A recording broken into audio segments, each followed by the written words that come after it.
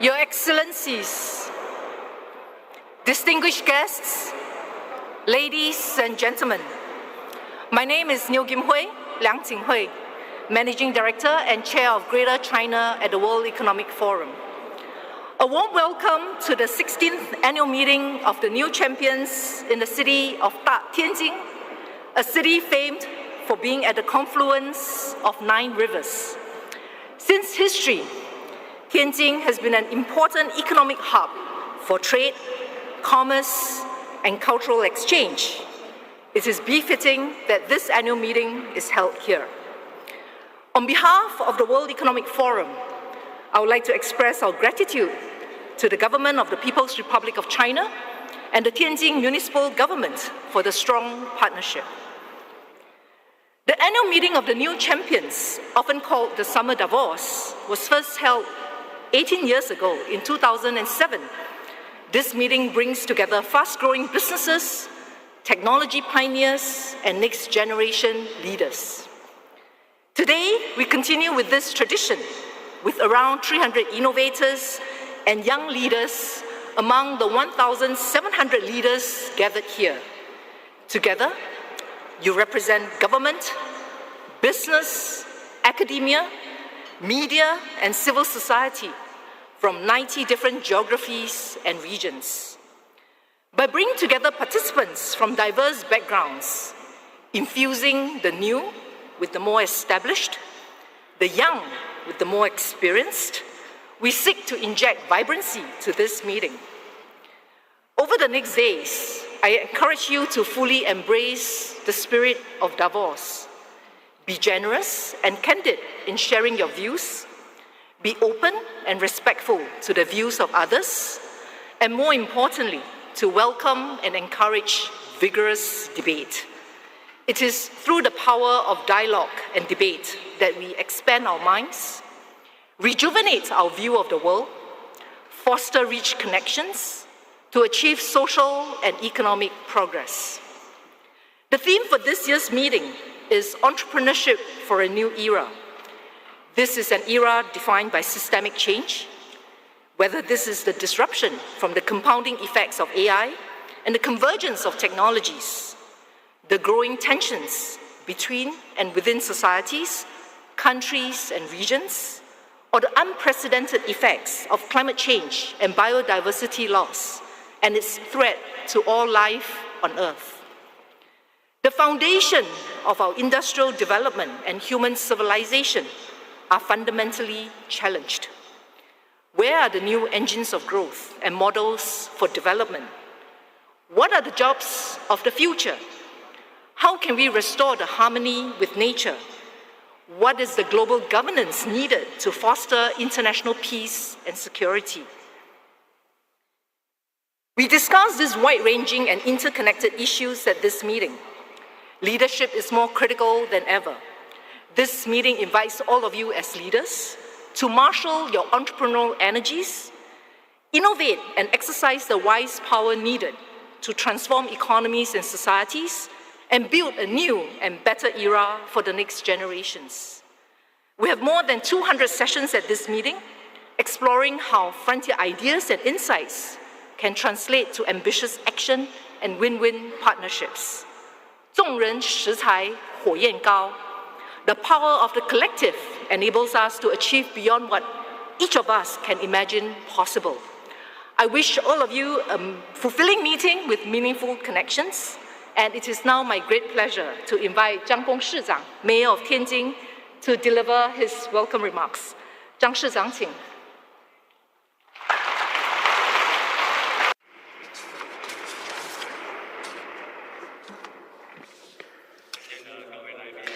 Distinguished guests, ladies and gentlemen, greetings. It's a great pleasure to gather here again in Tianjin with global new champions and jointly attend the 16th annual meeting of the new champions. Premier Li强will grace the meeting with his presence and deliver a special address. He will also hold dialogue and exchange with global business leaders. Your attendance is really a huge honor. entrusted by the Secretary of the Municipal Party Committee, Mr. Chen Ming'er. On behalf of the Municipal Party Committee and the municipal government, I'd like to extend a warm congratulations to the opening of the forum and sincere welcome to all guests from home and abroad and friends from all sectors. I'd also like to express my sincere appreciation to all guests, especially the World Economic Forum's long-term support and care for the meeting.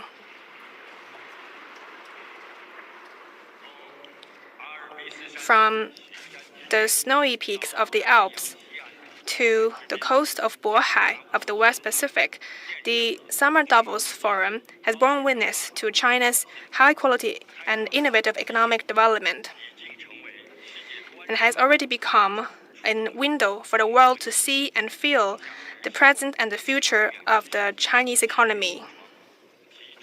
The forum's ideas of innovation, inclusiveness, and mutual benefit is also incorporated into Tianjin's process of Chinese modernization. This forum is themed Entrepreneurship for the New Era. From 5 dimensions, including the global economy, China's outlook, and the shifting industries, the forum will hold forward-looking and pragmatic dialogue and seek new pathways and new models that drives growth with entrepreneurial spirits. It is of special importance for all parties working together to tackle global challenges and seizing the new opportunities afforded by sci-tech transformation and working towards the same direction. Tianjin, a charming and dynamic city that merges Chinese and Western elements, bridges past and present, and features openness, inclusiveness, and an enterprising spirit. In an important speech by President Xi in his inspection to Tianjin in February last year, he stressed that Tianjin needs to forge ahead and make progress in terms of developing new quality productive forces and in further deepening reform and opening up comprehensively. This will inject strong momentum to its open and innovative development.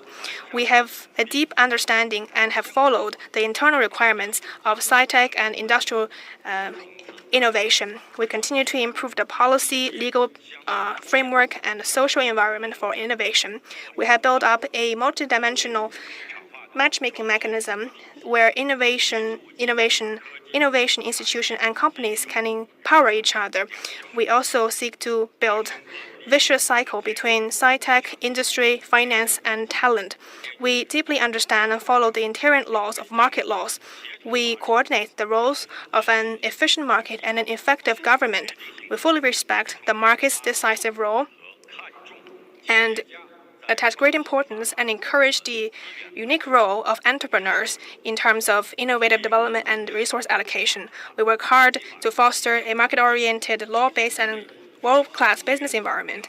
We encourage innovative and industrial resources to value Tianjin as a good destination and enhance cooperation with us. We deeply understand and act on the value of win-win cooperation. We work actively to integrate into the new development paradigm of domestic and international dual circulation. We have further facilitated trade and investment with innovative policies that build industry strength, such as free trade pilot zones, national development zones, national innovation demonstration zones, and comprehensive bonded zones, so as to make ourselves more attractive to high-end resources from in and outside the region, and work together with our partners to make the pie bigger. Ladies and gentlemen, friends, innovation and intelligence are the keys to a new era. Tianjin is the pioneer of China's reform and opening up. We have always been in sync with the new era and open our arms to new champions. We sincerely hope that more and more new champions can work together with Tianjin, start businesses in Tianjin, and foster dynamism for innovation with entrepreneurial spirit so as to inject more certainty to this changing and complex new era and inject stronger driving forces for a higher quality, more resilient, and more sustainable future. I wish this forum a complete success, and I hope that all guests can come away with new ideas, new partners, new cooperation, and achieve new development. Thank you all.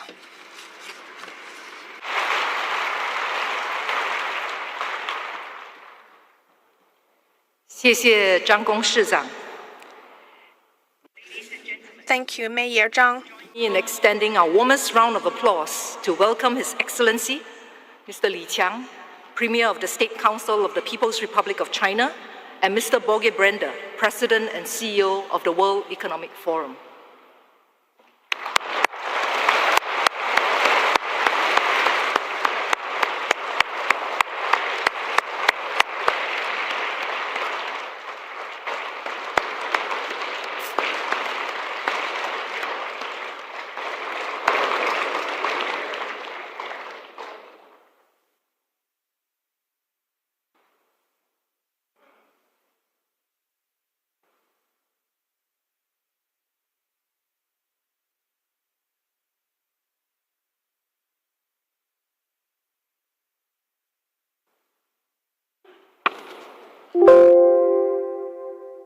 Your Excellency Premier Li, Your Excellencies, heads of state and heads of government, distinguished guests, dear friends.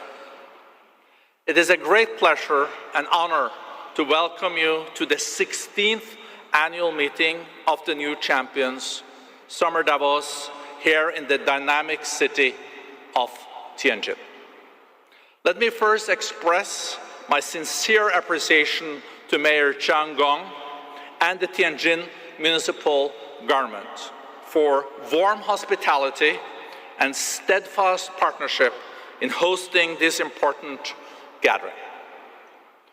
Tianjin has over the years become a symbol of innovation, openness, and resilience, a fitting home for the meeting of the new champions.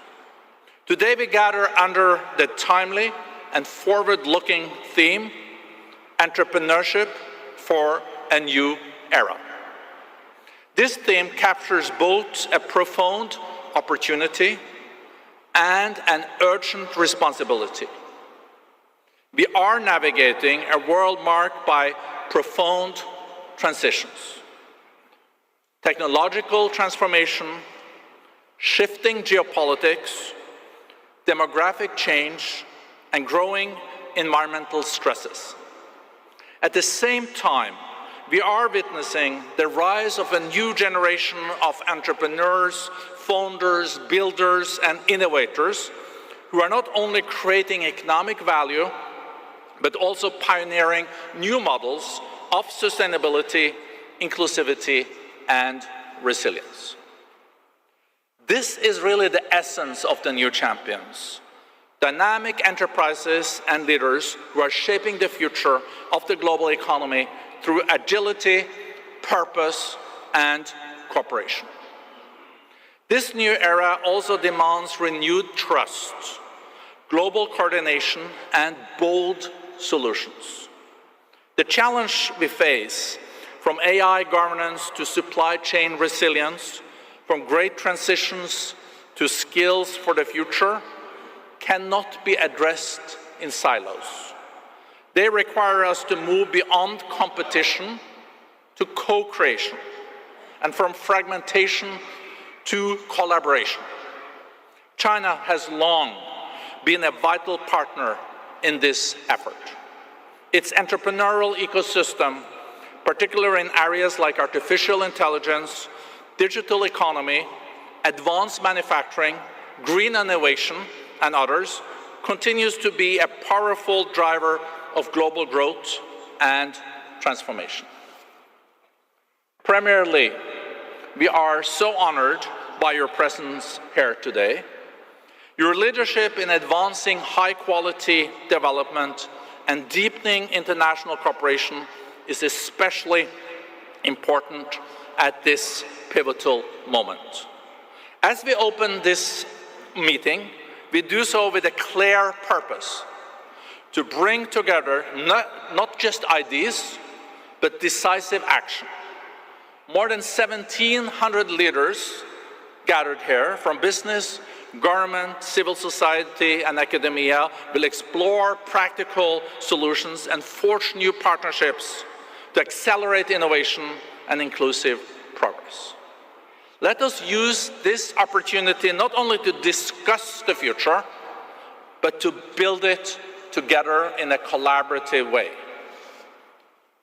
With that, it is my great privilege now to invite His Excellency Premier Li of the People's Republic of China to deliver the opening remarks. Premier.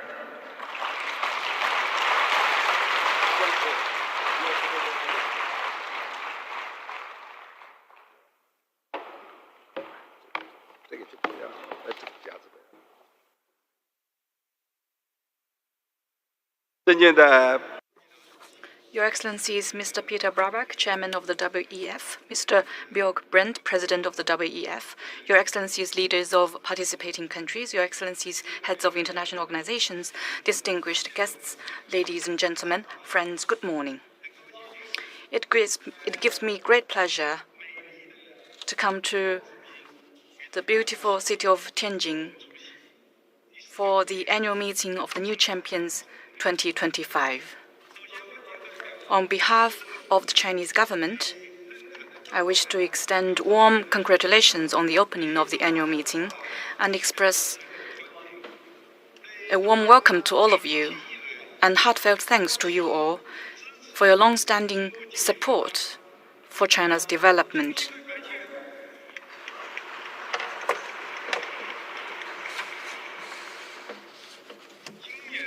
This year, the annual meeting of the New Champions is held in Tianjin for the 8th time. I remember back in 2008, when the annual meeting first came to this city, the world economy was grappling with the serious impact of the global financial crisis. People felt disoriented and anxious, not knowing whether the world economy could emerge from the difficult situation and where it was heading. I would say that history often rhymes to many's surprise. Today, the world economy and international economic and trade cooperation are confronted with new difficulties and challenges. As President Xi Jinping noted, global development is now at a critical crossroads. I think it is exactly at times like this that we must think deeply about how the global economy and trade will evolve. What kind of economic and trade order our world needs, and how we should strengthen cooperation and tackle challenges to promote common development and prosperity. Here, I wish to take this opportunity to share with you a few thoughts of mine. 3 thoughts. My first point is that the current international economic and trade landscape is undergoing profound changes. Due to factors including geopolitics, technological advancement, and economic structure, the global economic and trade landscape is going through deep transformations and adjustments, all happening at a staggering speed and scale. This requires us to look beyond the complex and intricate dynamics and grasp the underlying trends and characteristics of these changes. As I see it, we need to pay particular attention to the following.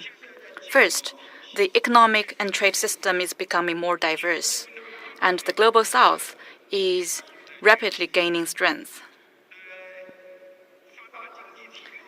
While trade is weakening in developed economies, which represents the overall trend, Global South countries, which account for about 70% of the global population, are emerging as a vibrant market. There are a few numbers that I would like to share with you. Since 2000, trade in goods of developing countries has grown by 4.6 times in the past over 20 years, much faster than that of developed economies. And its share of global trade has increased from 30% in 2000 to 45%. In a context of rapid upward growth. As such, developing countries have increasingly become the main growth drivers of global growth. Second, trade is slowing down in traditional sectors, but growing in emerging sectors. The road to trade recovery has not been smooth over the past years, and international trade structure is also going through adjustments. I look at data from last year. In 2024, global trade in goods grew by a mere 2%, while trade in services expanded by 8.8% and contributed to 60% of total increase in global trade. In addition, the various technologies are advancing rapidly, which has pushed the frontiers of trade, leading to robust growth in digital trade and green trade. By 2024, the global exports of digital services had doubled in the past 10 years. Third observation is global mechanisms are facing challenges and regional collaboration is growing. We have seen substantial increase in protectionist measures and growing economic and trade frictions across the world. Data shows that in 2024, there were over 1,200 discriminatory trade barriers globally.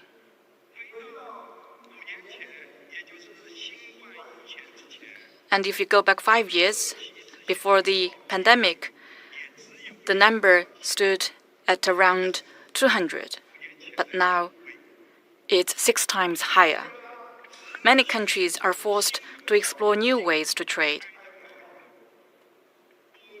resulting in the continuous increase of bilateral and multilateral economic and trade arrangements. The number of regional trade agreements signed among countries has grown from less than 100 at the beginning of this century to over 600 today. With so many bilateral and multilateral and regional arrangements and agreements, in terms of global trade growth, what are the pros and cons? Are they good things or not? That demands our deep consideration, and we will see in the future. Fourth, cross-border investment is fluctuating and declining, and the risk of fragmentation in industrial supply chains is on the rise. The growing number of restrictive policies on foreign investment worldwide, compounded by trade tensions, has prompted multinational corporations to be more prudent in investment decision-making. Global cross-border investment has seen negative growth for the 3 consecutive years, down by around 40% in 2024 from the historical peak. Some countries and regions have interfered with market activities in the name of de-risking, forcing adjustments in the international division of labor. The trends of friendshoring, nearshoring, and onshoring in industrial supply chains are strengthening, leading to more redundant construction and reduced efficiency of the economy. From these shifts, we can see that in the evolution of the international economic and trade landscape,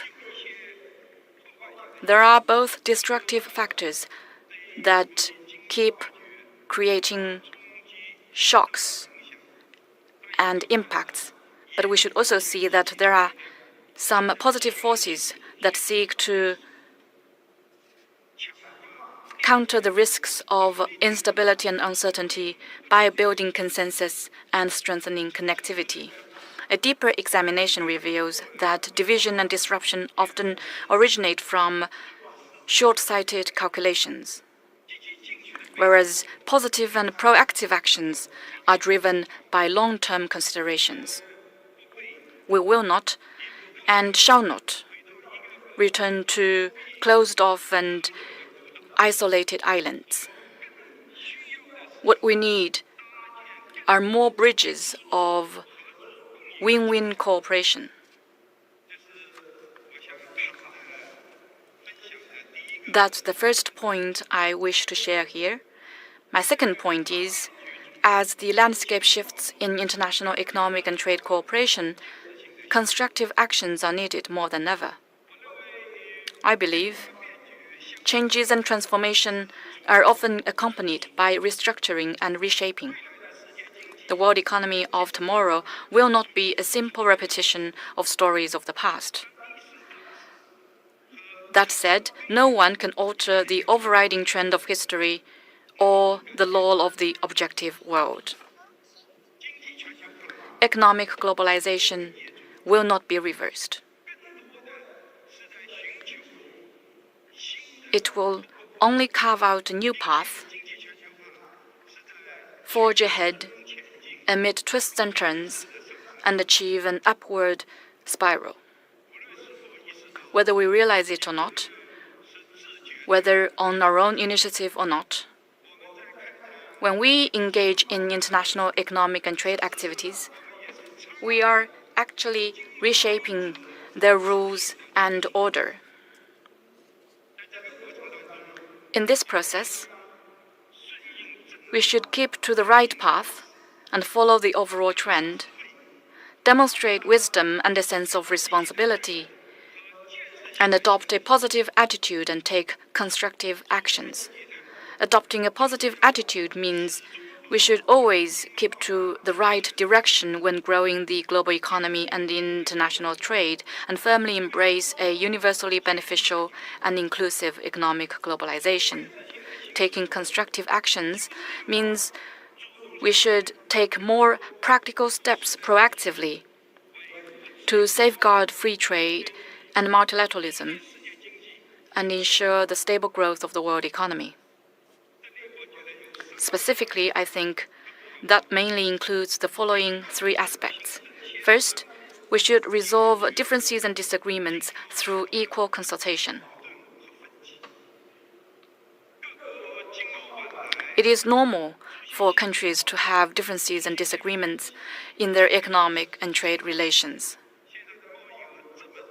Our trade is so big, whether it's in multilateral trade or bilateral trade frameworks, there are all kinds of problems, and these are all normal.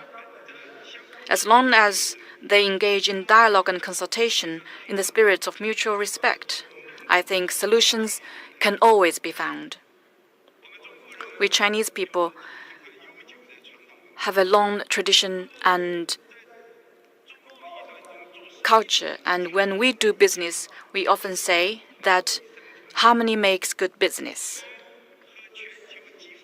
We have economic and trade exchanges with almost all countries and regions of the world.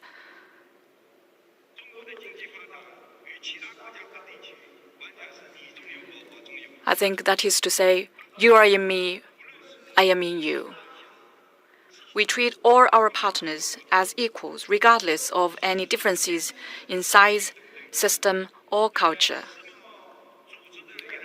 And we work with them to manage disagreements and expand consensus through dialogue and consultation in line with WTO principles. This year, China and 32 other countries jointly established the International Organization for Mediation in China's Hong Kong, which is a new initiative that seeks to use the wisdom of the East in resolving international disputes.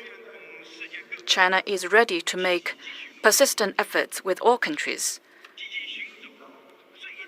to build maximum consensus and cement the foundation of the trust that underpins international economic and trade cooperation. Second, we should safeguard our common interests in mutually beneficial cooperation. The global economy is deeply integrated. No country can sustain its prosperity in isolation from the world. Hence, cooperation is a must if we want to achieve development. And to safeguard the common interests of all, at the end of the day, is to safeguard the interests of our own. In the face of global challenges, we should uphold the principle of extensive consultation and joint contribution for shared benefit, enhance macro policy coordination, safeguard stable and unimpeded global industrial and supply chains, and boost the security and resilience of countries' development through closer cooperation. China will continue to actively participate in G20, BRICS, and other multilateral cooperation, advance high-quality Belt and Road cooperation, and increase input in areas such as global connectivity and sustainable development to better promote common prosperity of all. The third thing that we should do is to contribute to each other's development by generating more growth. You know, currently the momentum of global growth is weakening, and many sectors are mired in the fight for existing resources. I'm afraid this is an important cause of the many problems we are seeing today. People are fighting for existing resources rather than expanding or adding more resources. To address this problem, should we choose a zero-sum approach and expand our own interests at the expense of others, or should we opt for win-win cooperation and make the pie bigger through openness and sharing? The answer is self-evident. When international economy and trade is facing headwinds, what we need to do is not resorting to the law of the jungle where the strong prey on the weak, but enabling each other's success through win-win cooperation. China has achieved great successes by committing itself to opening up, and going forward, China will open its doors still wider to the world. We will further integrate and connect with the global market, step up industrial collaboration with other countries, and actively share the fruits of our own development to deliver greater benefits to the world.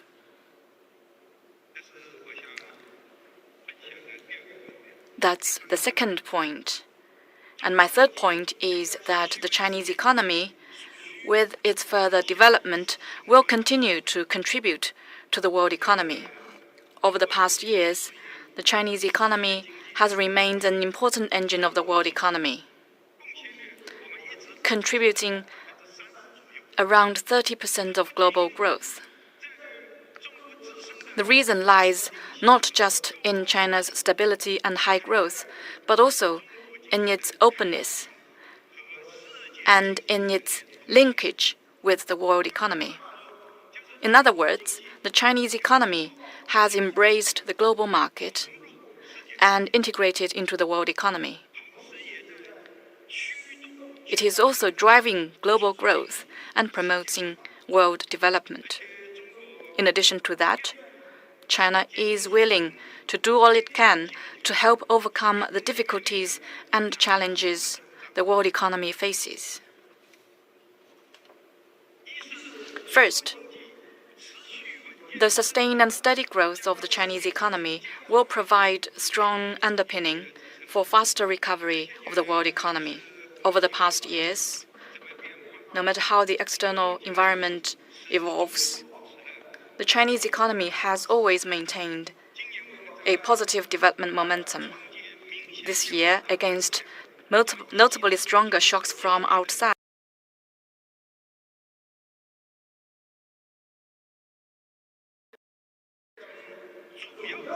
and the key economic indicators have kept improving since the start of the second quarter. Noticed that several well-known international agencies have revised up their growth forecasts of China. we are confident and capable of maintaining relatively rapid growth.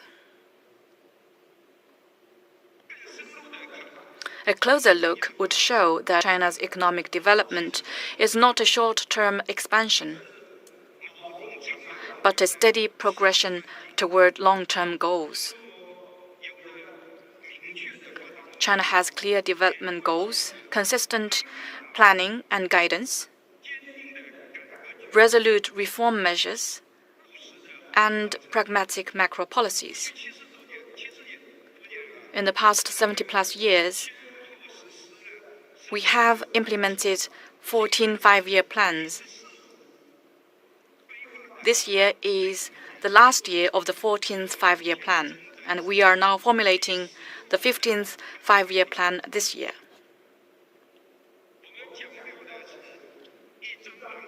Our blueprint, once drawn, will be seen through to the end.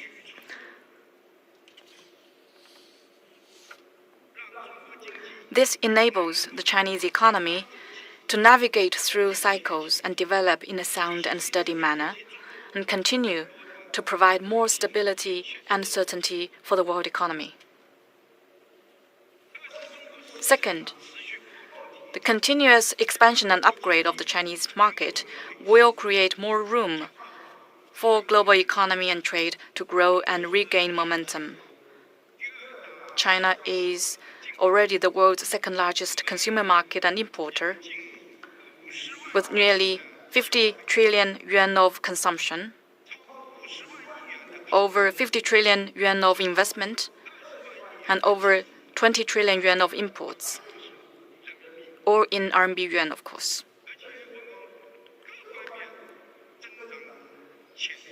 Not to mention huge growth potential across the board. We are on track to become a high-income country in an all-round way, supported by robust demand for consumption upgrade, both in traditional areas such as clothing, food, housing, and transport, and in emerging areas such as smart terminal and cultural IP, which are growing very fast in recent years. We are intensifying our efforts to implement the strategy of expanding domestic demand by launching special initiatives to boost consumption. This will make China a mega-sized consumption powerhouse on top of being a manufacturing powerhouse, and provide more market space for enterprises around the world. Third, China's continuous breakthroughs and leap in innovation will provide much-needed driving force for global development.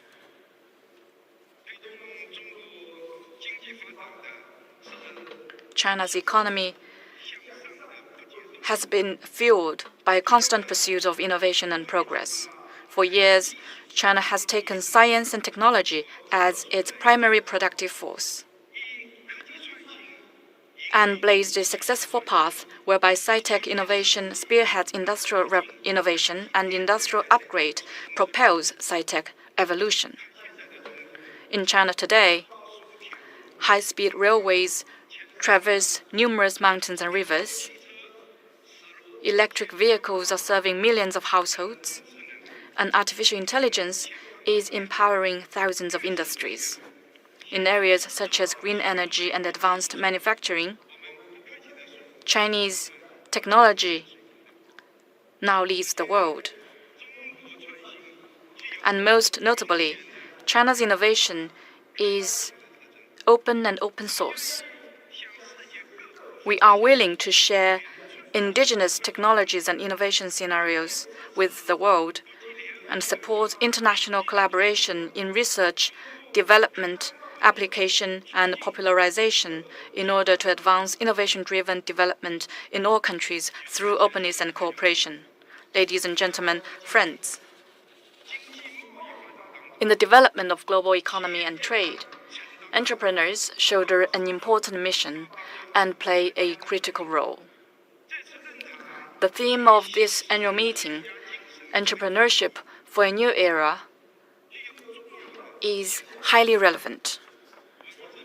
I always believe that in human society, entrepreneurs are a group of people with exceptional talent who assume the important role of organizer of production and operation and the driver of social progress in various countries.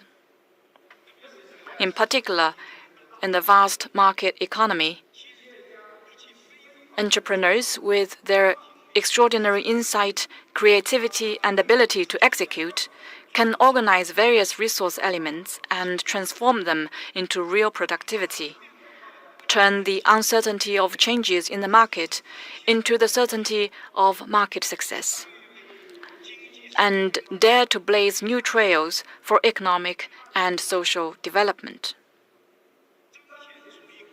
Together, they represent a unique and powerful force. Such entrepreneurs and such entrepreneurship are particularly invaluable as today's world economy grapples with all the changes and urgently needs a way out and forward.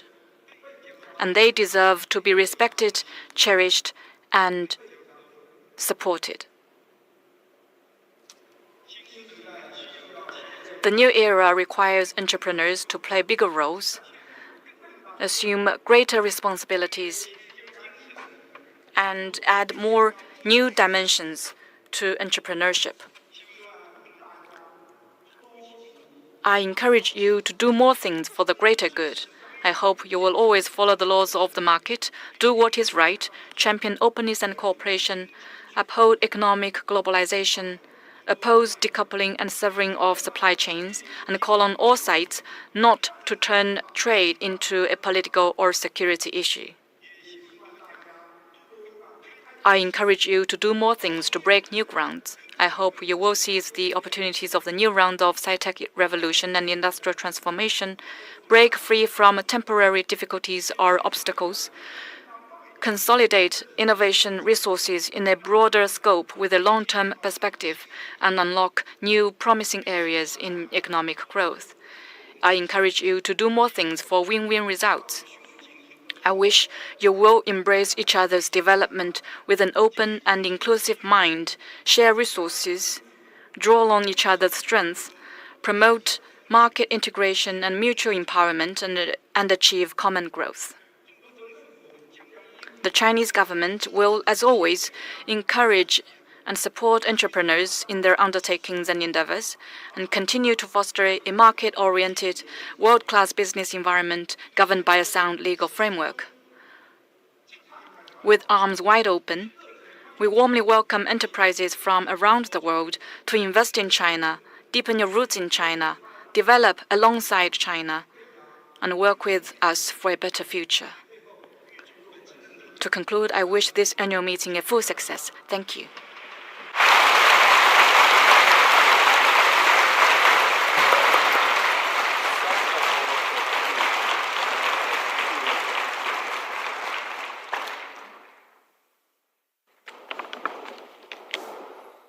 Your Excellency, Premier Li, thank you so much for such a powerful speech. Safeguarding multilateralism and free trade, and as you underlined, Premier, also building more bridges and with stronger cooperation, and also with your wise words of harmony makes good business. On behalf of all participants, I extend my sincere appreciation, and with that, I declare the opening plenary for closed. Thank you.